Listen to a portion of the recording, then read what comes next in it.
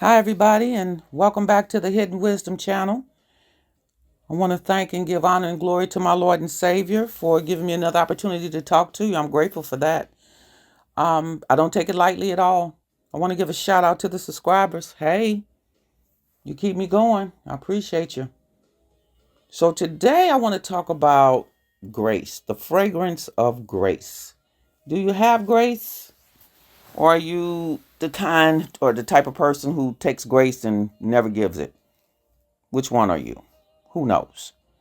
So before we get started in the topic, we got to do the jokes. All right, first joke.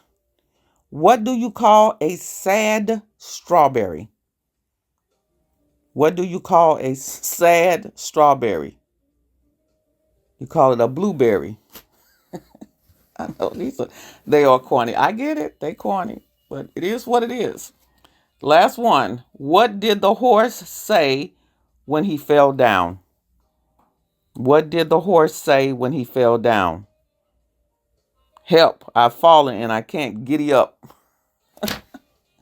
I'll be cracking my side. Whew. These jokes be funny to me, but I'm corny. I'm a corny person, so they real funny to me. But back to the topic at hand. So we want to talk about grace. I just want to encourage you to open up what I call a grace account and keep it full.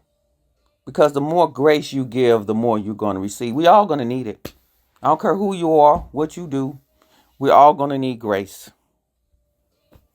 So are you the person to just receive the grace and withhold grace from others?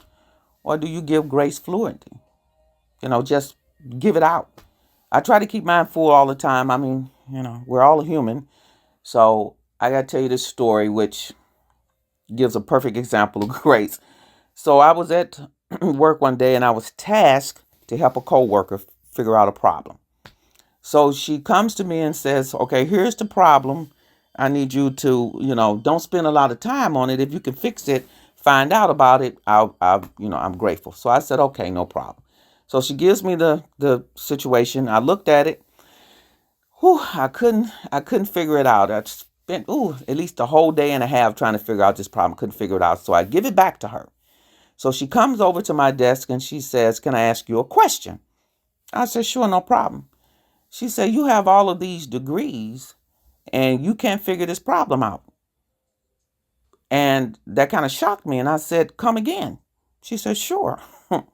You have all of these degrees and you can't figure out this problem? I said, well, Sally, you have a more advanced degree that I have and you can't figure it out.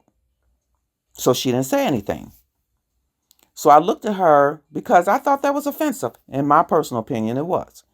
So I said, Sally, you need to, it would behoove you to move from my desk. And if there's anything else I can help you with, please put it in an email or a Teams message. That's all I said. And she kept standing at my desk and she said, oh, I'm so silly. Sometimes when I get upset or get nervous, I say some of the dumbest things. I said, Sally, again, it would behoove you to move away from my desk. If you need some help with anything else, send it in an email or a Teams message. I said, I really prefer not to say it 3 times, but I will for your benefit. And I had my head down and she kept talking, yeah, yeah, yeah. I don't know what she said. But then I looked up and she just backed all the way up. Now, I don't know what she saw, but I know I felt the fire coming out of my eyes. So she might have seen that. And I said, for the last time, it will behoove you to get away from my desk and email me what you need or Teams message me. So she said, oh, you really are? You mean that for real? I said, yes, very seriously, Sally. You might want to leave away from my desk like now. So she did. She left. I was upset. So I called my boss and I told him what happened. And he said, oh, no, she was out of line. That's not what we do here. Yada, yada, yada. Call Human Resource and open up a claim. He said, in the meantime, I'll get to her supervisor, get a conference room, and then we'll wait for the HR contact. I said, no problem.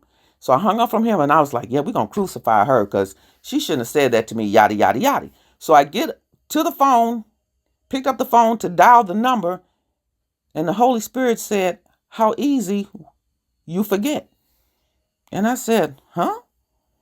He said, "Remember, you had the same thing happen 2 years ago where you offended somebody really bad and they didn't go to human resource on you. They let it go and gave you grace." And I totally forgot. It was a couple of years ago. Totally forgot about it. Totally did. Didn't even think nothing about. All I was thinking about was crucify this lady. That's all I was thinking about. Crucify her. Because she was wrong. She was out of line. Yada, yada, yada. But I also was out of line a couple of years ago. Totally forgot about it. See how we have selective amnesia? Totally forgot about it. Here, I just want to just stick it to her. So with tears in my eyes, running down my face, I hung up the phone.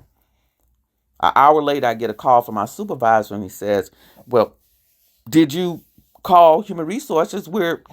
I got her boss here. We got the room. All we need is the HR contact." And I said, "No, I didn't call yet." He said, "So what are you waiting for?" And I said, "Well, I decided I'm going to go ahead and give her grace." And he said, "Grace, like GRACE?" I said, "Yeah, that'll be the grace." I wanted to say, "Wow, you can spell, but you can't say that to your boss." So I said, "Yeah, we're going to give her grace." He said, "Well, can I ask you why?" And I said, "Well, of course, I'm not going to tell him what happened 2 years ago because he wasn't aware of it because the person didn't file a claim against me. So I'm not going to tell on myself."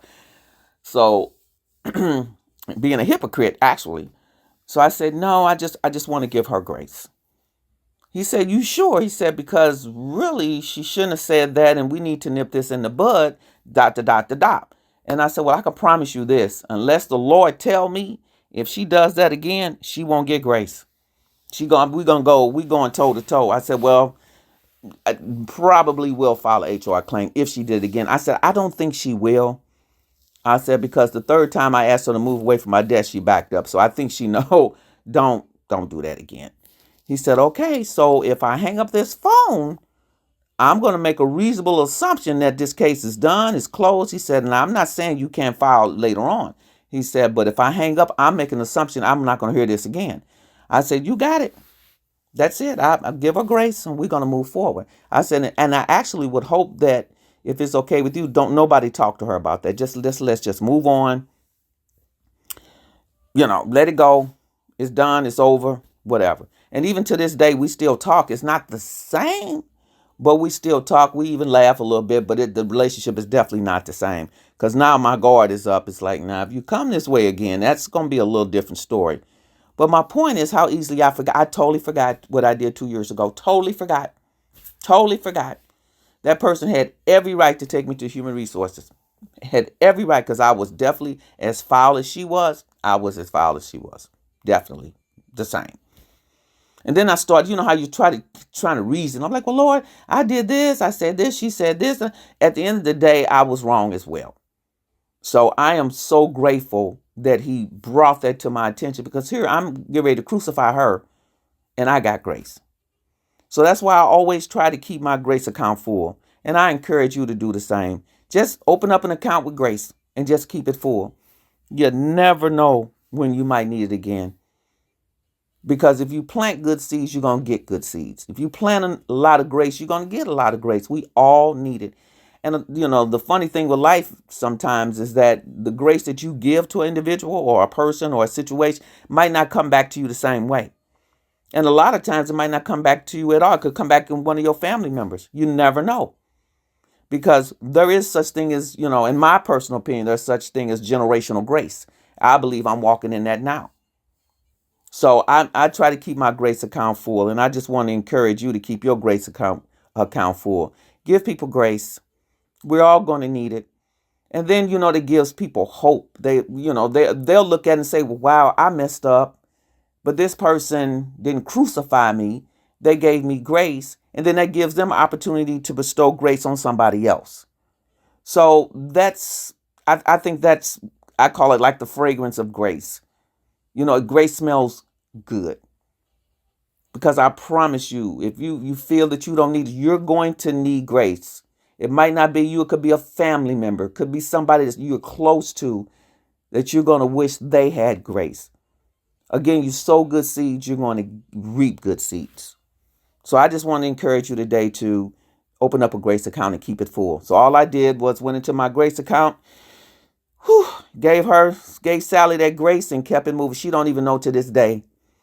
She don't even know to this day. She knows she was fouled because she said that when she gets nervous, she says some of the dumbest things. But that to me is not an apology. That's just acknowledging you said something wrong. That's all it was to me. So you didn't still haven't apologized to this day, and that's okay. That's okay. Grace, you give it and you move on. You don't look back and see how the person reacts to it. You just give them grace and you move on. Because I promise you, you keep living, just keep on living. You're going to need some grace too. So again, I just want to encourage you to open up a Grace account and keep it full. Jesus, do you know him? You can know him today. Ask Jesus to come into your life and come into your heart. He'll show you the way.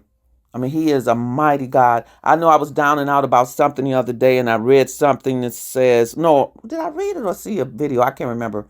These people were having problems, and the lady said, there is no mountain God can't move. And that really encouraged me. And I mean, I know this, but you still go through your bouts of doubts and depression or whatever. When she said that, I felt so much better because it's true. There's not a mountain God can't move, not one. He is Alpha and Omega. He is the beginning and the end, the first and the last. So I encourage you to seek him today. He's standing right there at the door knocking. You probably hear the knock. You probably do. I encourage you to open it. You have nothing to lose, but everything to gain by that. So until we talk again, may God do exceedingly abundantly above all that you can ever hope or think. And again, shout out to the subscribers. I do appreciate each and every last one of you. Thank you so much. Until I talk again, bye-bye.